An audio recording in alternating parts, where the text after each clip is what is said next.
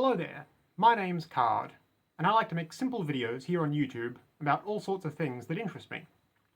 Today, I just wanted to talk for a little bit about how parodic, self-depreciating humour within marginal communities can overlap with surreal internet shitposting, and how the result can often be used as a sort of communal coping mechanism. If that might interest you too, feel free to stick around. I'd love to share some thoughts on the topic with you. And, if you happen to recognise the picture in this video's thumbnail, firstly, my condolences, but also, you stick around too, because you're about to get some answers. Now, a short while ago, I made a video, which I'll also link at the top of the description, about how the public perception of the infamous image board 4chan is way off base.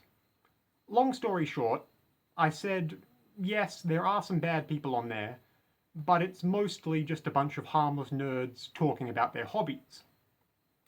I wanted to just expand on that thinking a little bit and make particular mention of 4chan's queer community. Quick explainer, on 4chan there's a Safe for Work page called LGBT, which is the official place on the website for queer-related posts.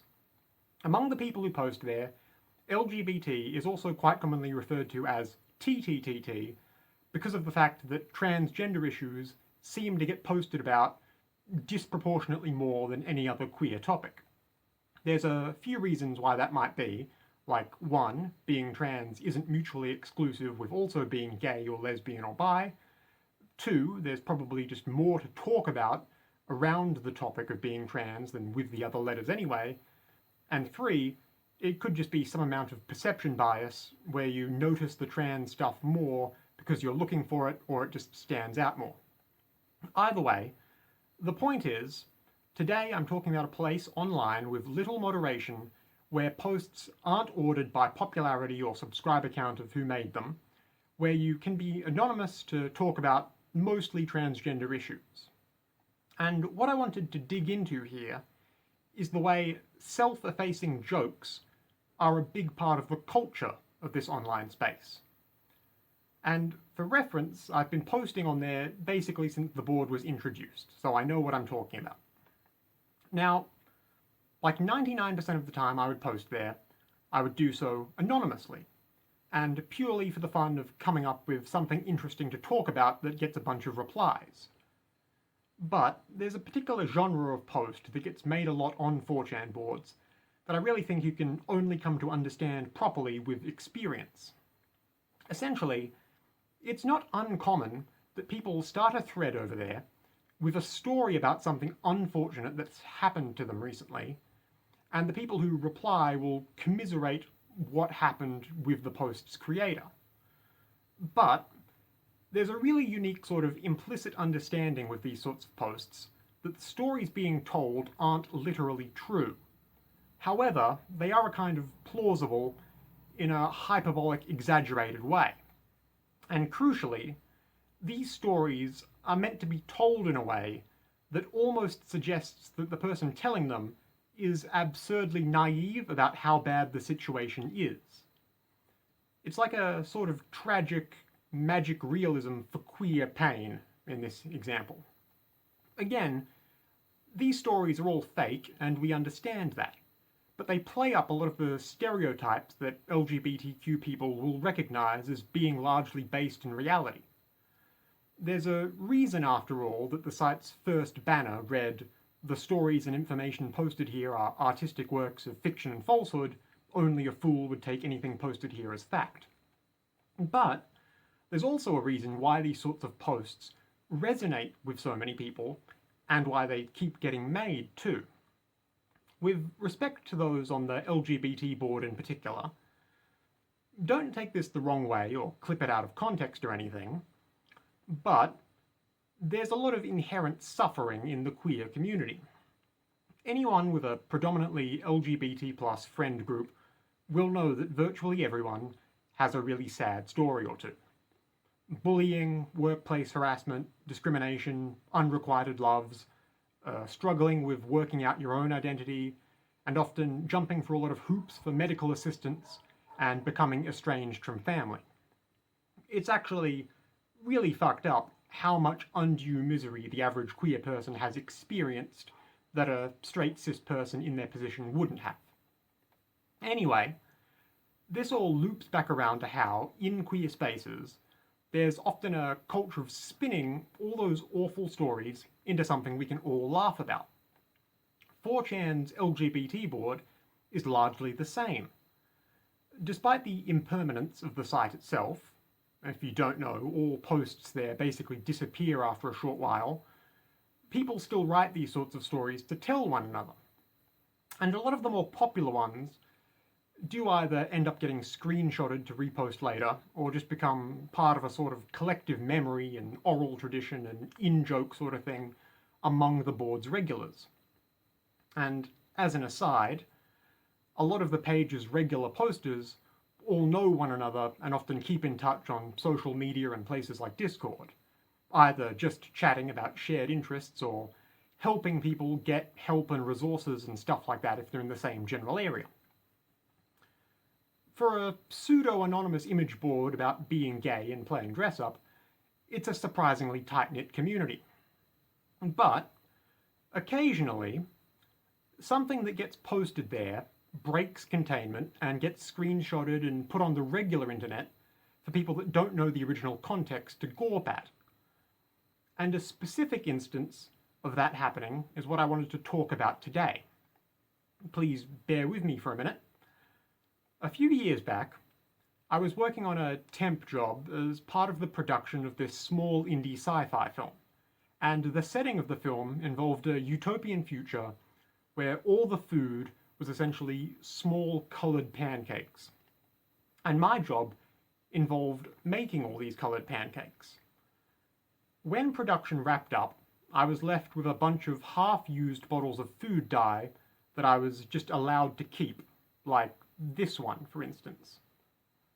So, for a couple months afterwards, I just started dyeing a lot of my own food for fun. Like, if I was having rice with dinner, now I'm having blue rice. Or maybe I'd bake a green loaf of bread. Just harmless stuff like that. Now, one morning, sometime later, I get up like normal and start throwing some breakfast together. Nothing fancy. I just put a few Weet-Bix, that's this Australian breakfast cereal product, in a bowl. Like this one. But I think, oh, I'll treat myself and add a couple drops of this pink dye in there. And I stir it up real sloppily and put a couple drops in my morning coffee for good measure. Now I've got this breakfast on my countertop, and I look at it and think, wow, that looks like a real low-effort, dirtbag early 20s bachelor meal right there, if there ever was one. So I take a photo, just because I think it looked interesting. And I don't think anything else of it for a while. Then, a couple weeks later, I had a date with this girl who ends up staying the night, and I cooked us up both some proper breakfast the next morning. And it gave me a really funny idea. I basically thought, what if I posted the picture of the sloppy pink Weet-Bix mess with a fake backstory that this is what I think it's appropriate to give a trans girl the morning after? That sounds really dumb when you say it out loud, but I knew it would be received as a great piece of ironic humour by the intended audience on the trans part of 4chan, who would understand it as a hyperbolic joke and they'd play along. See, it plays into a lot of the pejorative stereotypes about people who date trans women, but it also amplifies to an absurd degree some of the self-effacing tropes about trans women having low standards for partners. Plus, pink is just one of the most inherently funny colours food can be, and pink is for girls. See, ironic humour isn't just being racist and crying about free speech when someone calls you racist. There should be some subtle, subversive cleverness to it. Either way, if you get it, you get it. If you don't, you don't. But long story short, I posted it, and it was well received on there. And it became the flavour of the month joke for a bit. Now, I've posted a lot of things on 4chan on a fair few different boards, and a lot of them have ended up becoming very well known. But by and large, I did almost all of it anonymously, which is the best way to do it. But the LGBT board in general has less of an anonymous culture to it. More people there post with a screen name than probably anywhere else on the site. And on this occasion, I might have made a mistake in leaving my name on when I posted the pink breakfast story. Because, funnily enough, this ended up being one of those times a niche 4chan shitpost broke containment and people started reposting it to places like Twitter and Reddit and Facebook for views and likes and whatever. I have no way of knowing how many places it ended up getting posted, but I do know it was doing the rounds on a lot of trans meme posting accounts and the like. And I'd see it in the wild every so often and reflexively do the DiCaprio pointing reaction gif in real life. It genuinely got to the point where I'd occasionally have friends of mine in real life excitedly pull up their phone the next time I saw them and they'd excitedly go, "I recognize that countertop, is this really yours and can I come over tonight?" Great stuff. I think the last time I saw it get posted to a big audience was on some random Twitter account that got like 500,000 views. And from what I recall reading at the time, I think a lot of the people over there either remembered seeing it fresh or were on the right wavelength to get it. So that's good. But there is an actual takeaway from all this. Not just what I had to explain about in-group coping humor to contextualize all this, but the reason I essentially never post stuff like this online anymore. Some people, too many people, got weird with it. First, it was just people reposting the pink breakfast slop image on 4chan and driving it into the ground. Then it was people who would basically copy my screen name on there and take my photos off Instagram to post real gross stuff directed towards the other regular posters. And I had some dedicated fans who made a surprisingly large amount of crude MS Paint art of me, often alongside the pink breakfast slop. And when you see all that, you really just gotta say, I'm done here, and walk away. The moral of the story is, even the nichest, most micro state of niche internet micro-celebrity might come with an unexpected price. Alternatively, some of you just need to hear someone tell you very directly, do not become parasocial and creepy with online shitposters. That's really everything I have to say today. Thanks for sticking around, if you have. Once again, my name's Card.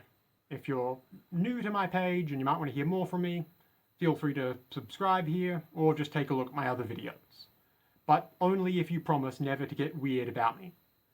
Either way, bye for now, and have a lovely day.